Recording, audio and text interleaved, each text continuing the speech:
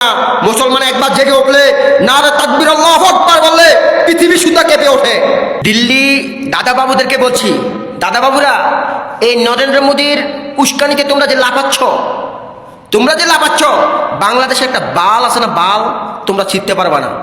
তোমরা কি কথা কি বলো, বাংলাদেশকে চাল আলু ডাল পেঁয়াজ না দিলে না খাই মরে যাবে, বাংলাদেশে ওরা অনাহার হয়ে যাবে, 1 জানুয়ারি থেকে শুরু হয়ে যাবে। আমরা সামান্য পাকিস্তান থেকে একটা শিপে মালা নিচ্ছি, তোমাদেরকে ভারতে জ্বালা ফোড়া বেড়ে গেছে। তোমাদের পাকিস্তান থেকে অস্ত্র আসে, ভারতের সাথে যুদ্ধ করবে।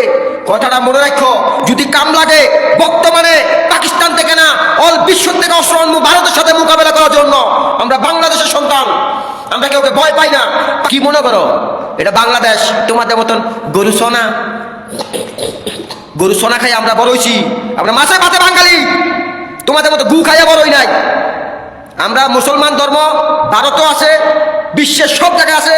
আমরা অনেক শান্তিপূর্ণ চাই, আমরা কোনো গ্যাঞ্জাম চাই না। তোমরা যে গ্যাঞ্জাম পাকাইতে শিখেছ, তোমরা মনে করো হিন্দু ধর্মের অনেক শক্তিশালী হয়ে গেছো, এটা ভুল ধারণা।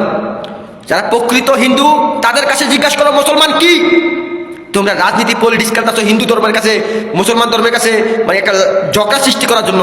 ভুলে যাও না, মুসলমান একবার জেগে উঠলে নারে তাকবীর আল্লাহু আকবার বললে পৃথিবী সুদ্ধা কেঁপে ওঠে।